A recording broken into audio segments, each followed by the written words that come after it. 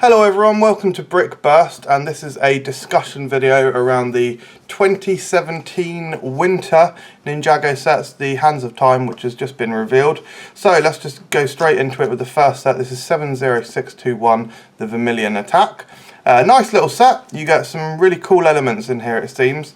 The first thing to note is the collectible for this year appears to be almost like a Scarab kind of weapon. In a lot of these shots you see the ninjas carrying them, but yeah, it's like in this particular one it seems to be green and orange or gold, which looks like quite a cool little weapon. Interesting shape and nothing too crazy. What I do like about these are the Vermillion bad guys. If you look at the one on the right, I love the transparent snakes element in the helmet. That looks cool. And then the other guy, the larger guy, just the armour looks amazing, and the detailing on the sculpting of these is really good, or the mould is really good. And then I like this kind of dark steel or dark pearl, I'm not sure what the exact name of it is, but this big egg at the top is really cool, and I think that's new in that colour. And then Kai looks really good. Not much to say about that set, obviously it being the smallest one, but just looks pretty cool. The next one, 70622. Desert Lightning. Really like this one. I really love Jay's vehicle. That looks very cool, and he comes with a blue bug, seemingly. And this one you get an orange bad guy and a red bad guy with a slightly different helmet, it looks like. Again, bad guys look really cool. The Vermillion snake people. Very menacing, actually. They're almost quite terrifying. And then Jay's cycle looks really cool, really sleek. And then the bad guy cycle, again, looks quite cool, quite interesting with the treads in the middle. So it's almost got like a flavour of the Stone Army in there, a little bit. But otherwise, I like the blades on his kind of trike or bicycle, whatever it is as well.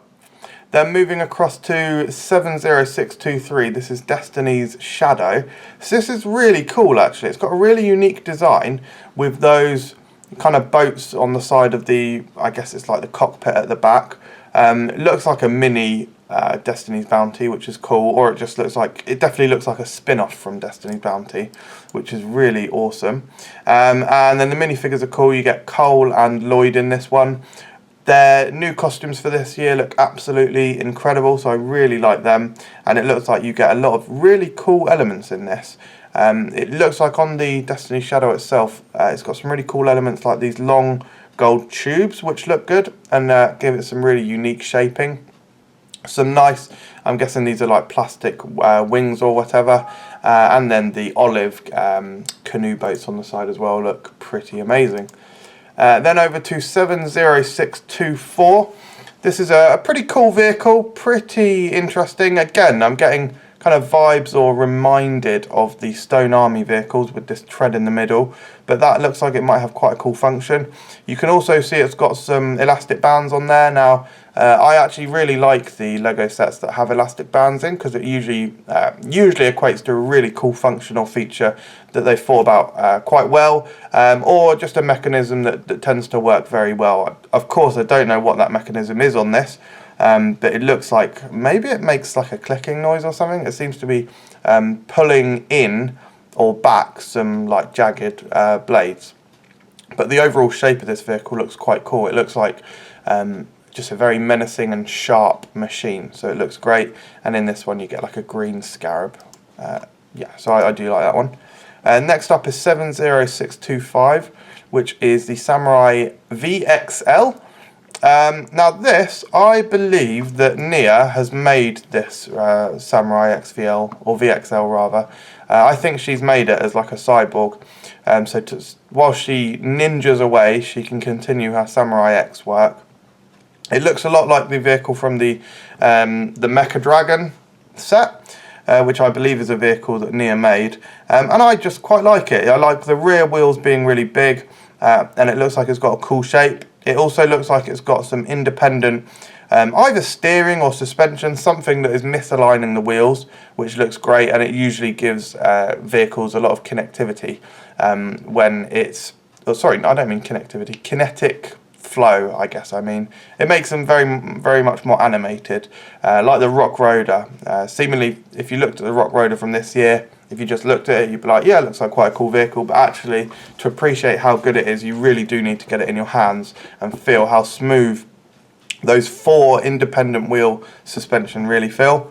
Nia herself looks absolutely awesome. This might be my favourite version of Nia. She looks great with, it looks like she's got like a dark pearl silver or dark steel, whatever it's called, colour helmet or garb with her azure blue, which really makes it strike and come out well.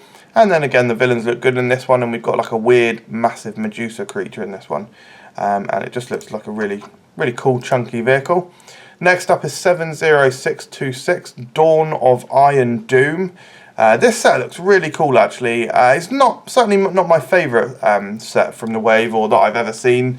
It looks a little bit clunky, and I'm not a massive fan of if you look at the base of the big, I guess, Iron Doom, it doesn't look like he's got much articulation there. However, having said that, he does look extremely imposing. You get lots of the kind of bug zappy elements in this one. It seems like you get 4 of them, a red, an orange, a green and a blue, and they all fit into his chest, which looks like it's some kind of, almost like a, well, it's a clock obviously, but it looks like a doomsday device or something. Very cool, and he's got some really cool swords, double sword action, and this one has some cool rogues, which of course we're not sure quite what they're doing, but it looks like they're piloting this massive weird snake creature, and there's all these new snake elements everywhere, and this set just has so many snakes in. And of course a great minifigure selection, because you get those exclusive rogues. You get Wu, Jay, Lloyd and one of the snake villains, so that looks really great. And then the last one I think is definitely the best set. It's 70627, Dragon's Forge. Looks superb. So first of all, this dragon is amazing. You get Kai and Nia, both of whom look amazing. And the dragon itself just looks absolutely wicked with the azure blue and the bright red bouncing off of each other. The colour schemes go very well together. And of course, I haven't mentioned yet that those are the featured ninjas on the box art this year, which looks amazing. They really look cool on there. So I love all of the Ninjago box arts, and this is right up there with some of the best. It looks like you get Kai and Nia's parents as well, which is superb. Really great to get 2 exclusive minifigures that are very important to the overall storyline of Ninjago, so it's cool to get them.